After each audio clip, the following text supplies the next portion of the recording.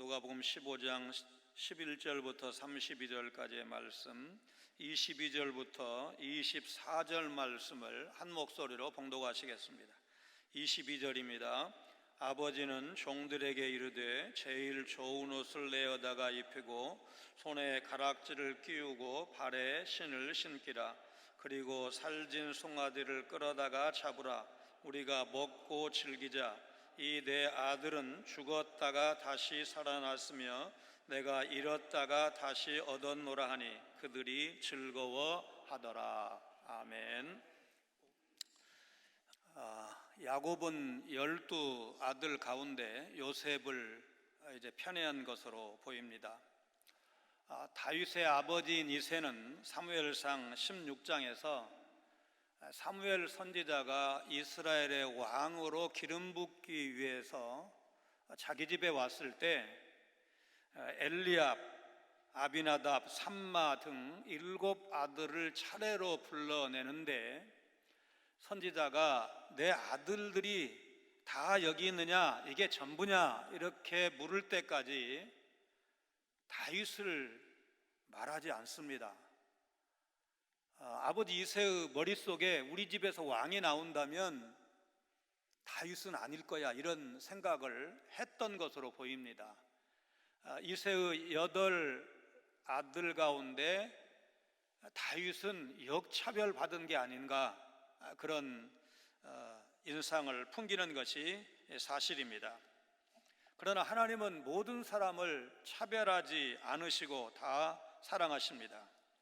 갈라디아서 3장 28절 말씀, 너희는 유대인이나 헬라인이나 종이나 자유인이나 남자나 여자나 다 그리스도 예수 안에서 하나이니라. 우리도 성부 하나님의 사랑으로 여기까지 왔습니다. 오늘 어버이 주일을 보내면서 본문의 아버지를 통해 성부 하나님의 마음을 더 깊이 아는 복된 한날 되시기를 바랍니다. 오늘 본문은 보통 탕자의 비유라고 말합니다. 그러나 오늘 본문은 어디를 찾아봐도 탕자라는 말은 나오지 않습니다. 그 표현 자체가 큰아들의 관점일 수 있습니다. 엄밀히 말하면 아버지의 사랑의 비유, 그 정도로 부르는 것이 옳을 것입니다. 이른바 바른 생활 사나이인 큰아들과 자유로운 영혼이라고 할 수 있는 둘째 아들, 그리고 이들의 아버지는 어떤 인물일까? 사실 이 비유에는 이 아버지와 2 아들만 나옵니다. 11절로 12절 말씀입니다. 또 이르시되 어떤 사람에게 2 아들이 있는데 그 둘째가 아버지에게 말하되 아버지여 재산 중에서 내게 돌아올 분깃을 내게 주소서 하는지라. 아버지가 그 살림을 각각 나누어 주었더니, 구약 성경에 익숙한 독자들이라면 2 아들을 둔 아버지 이렇게 말씀을 드리면 금세 몇 가정 형제 이야기가 떠오를 것입니다. 가인과 아벨, 이스마엘과 이삭, 에서와 야곱, 므낫세와 에브라임. 한결같이 부모로부터 더 많은 사랑을 받거나 더 큰 복을 받는 아들은 둘째 아들이었습니다. 그런데 본문의 비유에서는 유독 둘째 아들이 아버지에게 유산을 미리 달라고 요구하고 있습니다. 여기에는 당시 문화적으로 전제된 형제 관계에 대한 전형적인 관념이 깔려 있습니다. 내게 돌아올 분깃은 아버지로부터 상속받게 되어 있는 재산, 주로 토지를 의미합니다. 유산은 보통 아버지 사후에 아들들에게 분배되는 것이고, 신명기 21장 17절에 의하면 맏아들은 둘째 아들보다 2배를 받도록 되어 있었습니다. 우리도 민법이 개정되기 전에는 장남이 1.5배를 받을 수도 있었는데 지금은 아들이나 딸이나 결혼을 했거나 하지 않았거나 다 1:1 똑같이 받도록 되어 있습니다. 법적으로 볼 때 아버지 사후에 자기 몫의 유산을 받을 수 있다고 해도 본문의 둘째 아들의 행동은 대단히 무례하고 경솔한 것임에 틀림이 없습니다. 어떤 학자가 중동 지역에서 15년을 살면서 여러 나라 각계각층의 사람들에게 이 문제를 질문했습니다. 그가 얻은 한결같은 반응은 둘째 아들이 아버지를 향해서 그런 요구를 하는 것은 불가능하다는 것이었습니다. 만일 그런 사람이 자기 마을에 있다면 가만두지 않았을 것이다, 그렇게 대답한 사람도 여러 사람이었습니다. 현대 중동 사람들이 이런 생각을 갖고 있다면 2000년 전 예수님 당시의 사람들에게 있어서 이것은 얼마나 심각하고 충격적인 문제였을까를 보여준다 할 것입니다. 13절로 16절 말씀, 둘째 아들이 결국은 유산을 받아서 집을 나가고 타락합니다. 그 후 며칠이 안 되어 둘째 아들이 재물을 다 모아가지고 먼 나라에 가 거기서 허랑방탕하여 그 재산을 낭비하더니 다 없앤 후 그 나라에 크게 흉년이 들어 그가 비로소 궁핍한지라.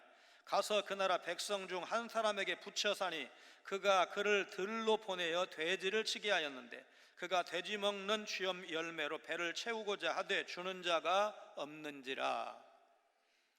재물을 다 모았다는 말은 토지를 팔고 자기가 가지고 있는 모든 것을 현금화했다는 것입니다. 둘째 아들은 그 현금을 가지고 먼 나라, 아마도 이방인 지역으로 갔을 것입니다.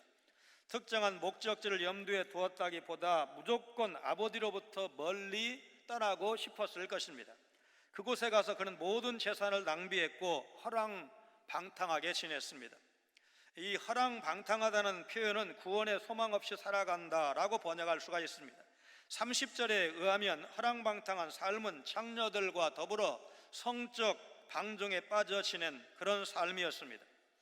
14절에 그 나라에 흉년이 들었다고 했는데 흉년이 그를 불행에 빠뜨린 첫째 또는 근본적인 이유가 아닙니다.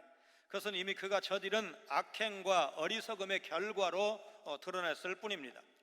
14절에 궁핍하다는 뜻으로 번역된 동사는 바울서신, 특별히 로마서 3장 23절에서 범죄로 하나님의 영광에 이르지 못한 인류의 상황을 표현할 때 사용한 단어이기도 합니다.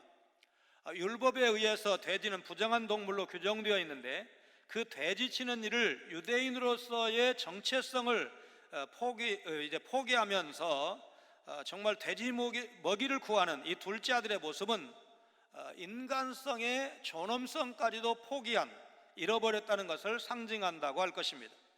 도와줄 사람이 전혀 없는 철저한 고립에서 둘째 아들의 비참함은 절정에 이르렀다 할 것입니다. 17절부터 20절 전반절은 둘째 아들이 돌이키는 내용입니다. 이에 스스로 돌이켜 이르되 내 아버지에게는 양식이 풍족한 품꾼이 얼마나 많은가. 나는 여기서 주려 죽는구나. 내가 일어나 아버지께 가서 이르기를 아버지, 내가 하늘과 아버지께 죄를 지었사오니 지금부터는 아버지의 아들이라 일컬음을 감당하지 못하겠나이다. 나를 품꾼의 하나로 보소서 하리라 하고 이에 일어나서 아버지께로 돌아가니라. 스스로 돌이켜는 문자적으로 자신에게 돌아오는 것을 말하는데 진리를 깨닫고 하나님 앞에 회개하는 것을 표현하는 말씀입니다. 돌이키는 순간에 이 아들 머릿속에 떠오른 것은 아버지였습니다. 여기서 아버지의 풍족함과 아들의 궁핍함이 아주 극명하게 대비되고 있습니다. 이 죽는구나로 번역된 말은 앞에 두 비유, 잃어버린 양의 비유, 그리고 잃어버린 드라크마의 비유에서 잃어버리다, 잃어버려지다를 의미하는 표현인데 결국 하나의 동사를 매개로 누가복음 15장에 나오는 세 개의 비유가 연결되고 있다는 사실입니다. 그는 일어났다고 했는데 이것은 이대로 살 수는 없고 결연하고 단호함을 암시하는 것처럼 보이지만 사실 그 발걸음이 가벼울 수는 없었습니다. 하늘과 아버지께 내가 죄를 지었다는 표현은 하나의 행동이 가져온 두 가지 결과를 의미한다 할 것인데 율법에 반하는 둘째 아들의 여러 행동은 물론 아버지에 대한 배신과 불효 자체도 하나님께 큰 죄가 되는 것입니다. 아들이라고 일컬음을 감당하지 못한다는 고백은 단지 호칭만의 문제가 아니라 실제로 아들로서의 지위와 권리를 주장할 수도 없고 주장하지 않겠다는 것입니다. 대신 그는 종의 신분을 자처했습니다. 아들로서 어떠한 권리 주장도 하지 않고 아버지의 호의에 전적으로 의존하는 태도는 이 둘째 아들의 회개가 진실한 회개였다는 사실을 시사하고 있다, 그렇게 봐야 할 것입니다. 불신자의 삶은 한마디로 궁핍입니다. 물질적인 궁핍뿐만 아니라 영적인 궁핍, 정신적인 궁핍으로 인해서 큰 고통을 당합니다. 그 같은 궁핍과 고통을 잊기 위해서 사람들은 다양한 즐거움과 쾌락을 추구하지만 결코 그 궁핍으로부터 벗어날 수는 없습니다. 하나님을 떠난 인생은 이렇게 궁핍과 고통과 비참함 가운데 살아가기 마련이라는 사실, 둘째 아들이 그 궁핍을 벗어나기 위해서 돼지를 치면서 돼지나 먹는 주염 열매를 구하지만 그것조차 충분히 얻지 못했다고 했습니다. 하나님을 떠난 인생도 마찬가지입니다.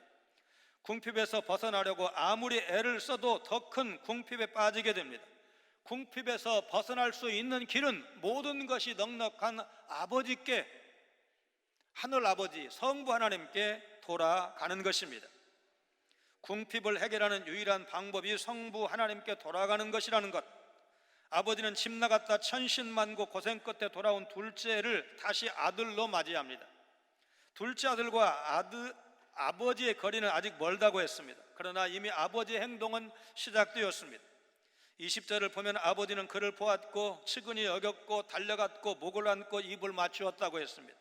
아직 아들로부터 잘못했습니다, 회개 고백을 듣지 못한 상태인데도 아버지는 발빠르게 움직였습니다. 20절 후반절부터 24절입니다. 아직도 거리가 먼데 아버지가 그를 보고 측은히 여겨 달려가 목을 안고 입을 맞추니 아들이 이르되 아버지, 내가 하늘과 아버지께 죄를 지었사오니 지금부터는 아버지의 아들이라 일컬음을 감당하지 못하겠나이다 하나, 아버지는 종들에게 이르되 제일 좋은 옷을 내어다가 입히고 손에 가락지를 끼고 발에 신을 신기라. 그리고 살진 송아지를 끌어다가 잡으라. 우리가 먹고 즐기자. 이 내 아들은 죽었다가 다시 살아났으며 내가 잃었다가 다시 얻었노라 하니 그들이 즐거워하더라. 아들의 행위와 무관하게 아버지는 아들을 용납하고 자비를 베풀었습니다. 이유는 한 가지, 아들을 불쌍히 여겼기 때문입니다. 종이 되겠다는 둘째 아들의 요청에도 아버지는 아들의 지위로 회복시켰습니다. 22절에 아버지는 아들에게 좋은 옷을 입혔다고 했습니다. 옷이 그 사람의 신분을 상징하던 시절입니다.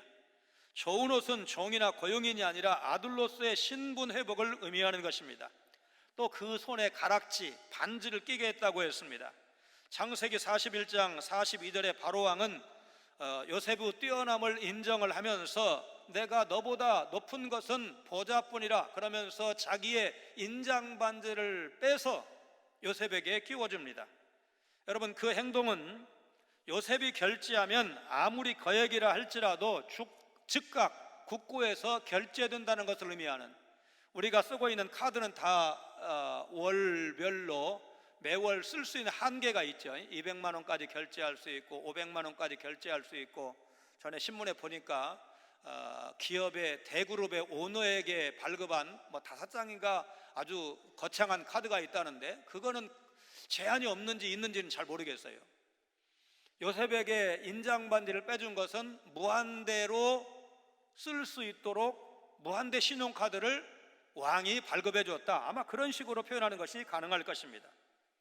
당시 노예는 맨발로 다녔다는 사실을 생각하면 이 둘째 아들에게 신발을 신겼다는 것은 너는 종 아니야, 너는 자유인이야, 내 아들이야, 그런 의미라고 봐야 합니다. 아마 이 아들이 집을 떠난 다음에 전에 입었던 옷, 신발을 아버지가 잘 보관하고 있었을 가능성도 있고, 아들 틀림없이 돌아온다, 그러면 그때 좋은 옷 입혀야 되고 좋은 신게 해야 되니까 준비해 놓자, 어쨌든 그런 가능성이 충분히 있습니다. 23절에 보면 아버지는 아들 귀환 환영 잔치를 대대적으로 벌입니다. 살진 송아지를 잡았다는 것은 이 아들이 돌아오는 일이 아주 특별하고 귀한 일이라는 것을 의미하는 것입니다. 이 아버지 입장에서 죽은 아들로 여겼던 아들이 살아서 돌아왔다는 것보다 더 큰 일이, 더 의미 있는 일이 무엇이 있겠습니까? 비록 행색은 떠날 때보다 많이 초라했지만 그래도 건강한 상태로 다시 맞아들이게 된 것도 이 아버지가 기뻐하는 이유였을 것입니다.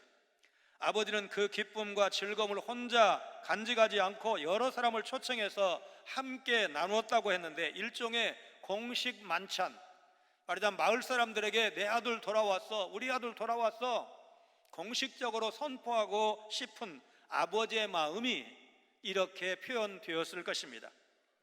둘째 아들이 마을 입구에 들어서자 아버지는 아들을 발견하고 맨발로 달려가는 모습, 이것이 아들과 아버지의 관계입니다. 면목 없는 아들은 힘없이 걸어오지만 연세 드신 아버지는 달려갑니다.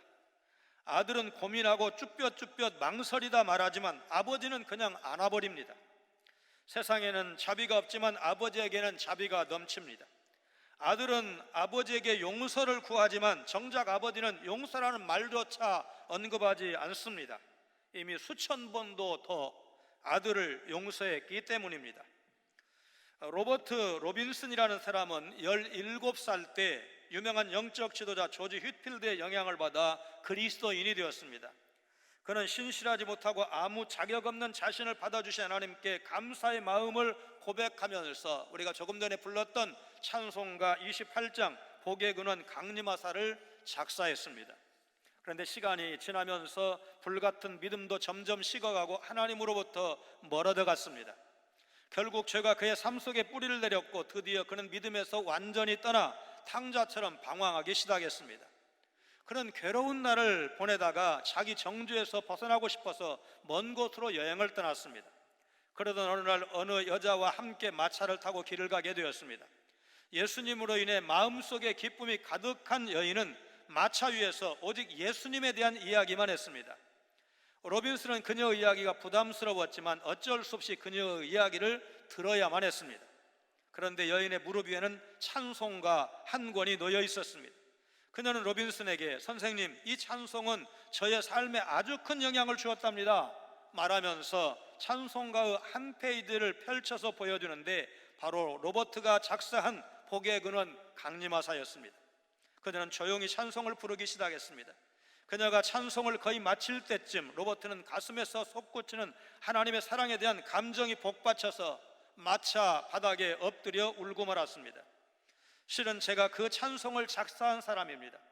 저는 지금 하나님을 떠나 방황하고 있었는데 오늘 주님은 제가 만든 찬송으로 저를 위로해 주시고 격려해 주시는군요. 그녀는 다시 한번 뜨겁게 복의 근원 강림하사를 부르기 시작했습니다. 로버트는 자신을 애타게 기다리시고 따뜻하게 안아주시는 하나님의 끝없는 사랑에 그저 감사했습니다. 하나님은 모든 사람이 돌아오기를 기다리시기 때문에 죄인을 즉시 멸하지 않고 오래 참고 기다리십니다. 성자 예수님을 이 땅에 보내신 것도 성령 하나님을 보내셔서 그 모든 은혜를 개인 개인에게 적용하게 하시는 것도 다 성부 하나님의 은혜입니다. 지금도 넘어지거나 배교하지 않도록 우리를 붙들어 주십니다. 우리가 비록 부족하지만 회개하고 돌아올 때 본문의 아버지처럼 하늘의 하나님이 버선발로 뛰어나와 우리를 안아주신다는 사실을 잊지 않으시기를 바랍니다. 우리로 인해서 뛸 듯이 기뻐하시고 하늘에서 잔치를 벌이십니다. 죄인 한 사람이 회개하면 하늘에서는 회개할 것 없는 의인 99으로 말미암아 기뻐하는 것보다 더하리라.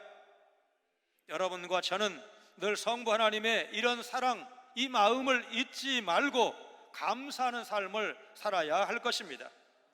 또한 우리는 성부 하나님의 마음으로 다른 사람을 대해야 합니다. 25절로 32절 말씀을 보면 아버지는 항변하는 장남에 대해서도 포기하지 않고 끝까지 설득하는 모습을 보여주고 있습니다. 맏아들은 밭에 있다가 돌아와 집에 가까이 왔을 때에 풍악과 춤추는 소리를 듣고 한 종을 불러 이 무슨 일인가 물은데 대답하되 당신의 동생이 돌아왔음에 당신의 아버지가 건강한 그를 다시 맞아들이게 됨으로 인하여 살진 송아지를 잡았나이다니 그가 노하여 들어가고자 하지 아니하거늘 아버지가 나와서 권한대 아버지께 대답하여 이르되 내가 여러 해 아버지를 섬겨 명을 어김이 없거늘 내게는 염소 새끼라도 주어 나와 내 벗으로 즐기게 하신 일이 없더니 아버지의 살림을 창녀들과 함께 삼켜버린 이 아들이 돌아오매 이를 위하여 살진 송아지를 잡으셨나이다.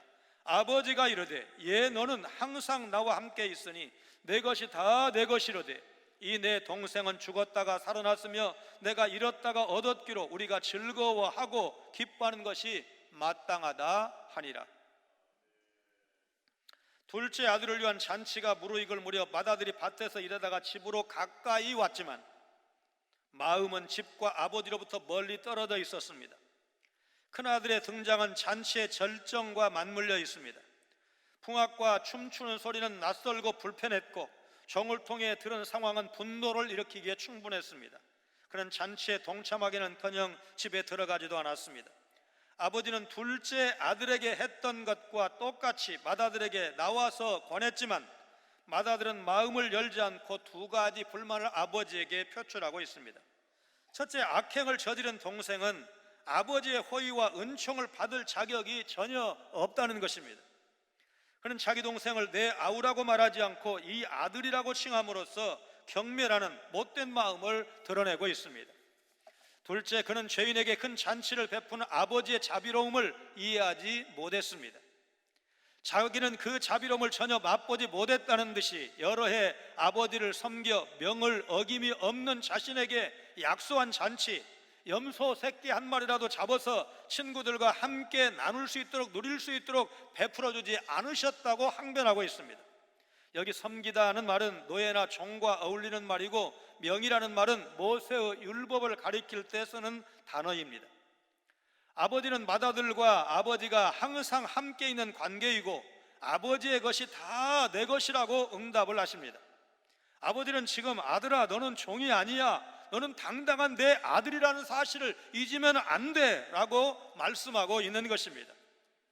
또 돌아온 죄인이 이 아들이 아닌 내 동생이라는 사실도 아버지는 이 장남에게 상기시키고 있습니다. 이철환 작가의 연탄길 1권에 아빠의 눈물이란 글이 있습니다. 좀 긴데 제가 요약을 했습니다. 명지라는 16살 학생 가정이 여름에 동해안 경포대로 휴가를 다녀오다가 비가 많이 내리는 가운데 고속도로에서 교통사고를 당합니다. 명지와 아빠가 중상을 입어서 목발을 짚고 다녀야 했습니다. 목발을 짚고 다니는 명지는 몸은 말할 것도 없고 수시로 찾아오는 열등감, 다른 사람들이 이렇게 학생이 많이 다쳐서 어떻게 동정하는 그 눈빛도 싫어서 마음고생이 심했습니다. 그때마다 정상인인 엄마보다 같은 처지인 아빠의 위로가 힘이 되었습니다. 어느 날은 도로에서 넘어져서 얼굴을 다쳤는데 아빠가 경영하는 약국에 찾아가서 딸과 아빠가 서로 끌어안고 울기도 했습니다. 그런 가운데 세월이 흘러서 대학에 합격했고 명지가 입학식을 하는 날 온 가족이 대견하니까 함께 입학식에 참석해서 축하하고 나오는데 눈앞에서 쏜살같이 달려오는 자동차 앞에 아무것도 모르는 어린아이가 도로로 걸어 들어가는 모습을 보고 아빠가 목발을 집어 던지고 달려가서 그 아이를 안고 무사히 인도로 구출해 냈습니다. 그 모습을 지켜보고 놀란 것은 딸이었습니다. 그러나 지켜보던 엄마는 표정 변화가 전혀 없었습니다. 깜짝 놀란 딸이 어떻게 아빠가 너 힘들어하는 걸 볼 수가 없어서 아빠가 그동안 일부러 목발 짚는 고생을 하신 거란다. 딸은 아빠의 사랑에 감사하면서 눈물을 흘렸다는 이야기인데, 전문을 그대로 읽기를 원하시면 한번 책을 사보시는 것도, 또는 인터넷에 이 글이 참 은혜가 되고 감동이 되고 이래가지고 많이 올라와 있어요. 그래서 정확하게 치기만 하면 전문을 다 읽으실 수가 있습니다. 이 연탄길의 작가가 강의나 상담을 통해서 접한 이야기를 말하자면 전국을 취재해서 쓴 실화라고 하니까 꼭 한번 읽어보시면 좋겠습니다. 5년 전 교회 신문에 아버지의 눈물이라는 제목으로 군 입대하는 아들을 보내면서 보여주신 아버지의 처음이자 마지막인 눈물에 대해서 쓴 일이 있습니다. 어린 시절 부모 형제를 다 잃은 아버지가 아들 군대 가는 것 걱정이 되어서 흘리셨을 눈물, 2번이나 중상을 당하셔서 의가사 제대하신 한국전쟁의 기억을 떠올리면서 아마도 아들 걱정하면서 흘리셨을 눈물이었을 것입니다. 부모에 대한 오해라는 짧은 글을 소개해 드리겠습니다. 우리 어머니는 엄마가 보고 싶지 않은 줄 알았습니다. 어머니는 첫사랑이 없는 줄 알았습니다. 어머니는 친구가 없는 줄 알았습니다. 어머니의 몸은 절대로 아프지 않는 줄 알았습니다. 어머니는 새벽에 일찍 일어나는 것을 좋아하는 줄 알았습니다. 어머니는 특별히 좋아하시는 음식이 한 가지도 없는 줄 알았습니다. 어머니는 얼굴이 고와지고 몸매가 날씬해지는 것에는 전혀 관심이 없으신 줄 알았습니다.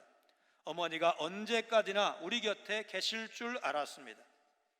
우리 아버지는 단 하루라도 쉬는 것을 좋아하시지 않는 줄 알았습니다. 아버지는 웃는 걸 모르시는 줄 알았습니다. 아버지는 딸이 시집 가는 것을 마냥 기뻐만 하시는 줄 알았습니다. 아버지는 배가 빨리 불러와 좋은 음식 앞에서 먼저 일어나시는 줄 알았습니다. 아버지 주머니에는 늘 돈이 얼마쯤은 들어있는 줄 알았습니다. 아버지는 우리가 하는 말을 귀담아 듣지 않으시는 줄 알았습니다. 아버지는 아무리 험한 길을 걸어가도 두려워하지 않는 줄 알았습니다. 아버지 눈에는 눈물이 한 방울도 없는 줄 알았습니다. 이 첫째 아들은 자신도 동생과 마찬가지로 하나님의 은혜와 사랑으로 그곳에 있다는 사실을 알지 못했습니다. 그에게 필요한 것은 아들로서의 당당한 정체성이었는데 그는 종의 근성을 가지고 있었습니다. 혹시 우리도 첫째 아들처럼 생각하고 있지 않은지, 불신자에 대해서 우리가 어떤 마음을 갖고 있는지, 교회 안에 여러 모양으로 부족한 지체를 향해서 어떤 태도를 갖고 있는지, 이제 교회에 처음 나와 아직 신앙에 대해, 교회에 대해 잘 모르는 초신자들을 어떻게 대하고 있는지, 우리가 성부 하나님의 은혜를 입어서 먼저 복음을 듣고 구원의 은총을 입었다는 사실을 생각하면서 오늘 본문의 아버지처럼 아들을 품어줄 수 있는 아버지 같은 넓은 가슴, 그런 가슴으로 환영하고 안아주어야 할 것입니다. 이미 함께 와서 우리 곁에 있는 지체들을 사랑하고 용납하는 것이 은혜 받은 사람으로서 해야 될 일이라는 것, 우리는 이미 이런 아버지의 전폭적인 환영을 받은 자들이라는 사실을 깨닫는 것이 중요한 것입니다. 오늘 한국교회에서 첫째 아들 같은 사람들이 집을 많이 나갔습니다. 그들을 가난한 교인이라고 말합니다. 교회에 실망하고 목회자에게 실망하고 결국 하나님께 등을 돌린 것입니다. 그러나 집 나갔던 둘째들이 계속해서 돌아오고 있기도 합니다. 은혜의 품으로 돌아오고 있습니다. 그러나 교회는 첫째도 둘째도 행복할 수 있는, 행복해야 하는 아버지의 집이라는 사실을 기억하셔야 됩니다. 성부 하나님의 긍휼을 기억하고 그 마음에 품으셔야 합니다. 우리를 이미 용서하시고 아들 삼아주신 그 하나님의 사랑을 누리시고 그 사랑 부지런히 전하시는 여러분 모두가 되시기를 주님의 이름으로 축원합니다.